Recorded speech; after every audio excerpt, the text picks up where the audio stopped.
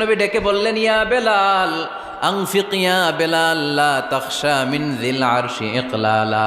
ও বেলাল, আল্লাহর রাস্তায় দান করো, কারণ আমার আল্লাহর ধনভাণ্ডারের কমতি নাই। সাইয়েদনা বেলাল রাদিয়াল্লাহু তাআলা আনহু সবচেয়ে গরিব। শুনতেছেন? বুঝতেছেন? সবচেয়ে গরিব।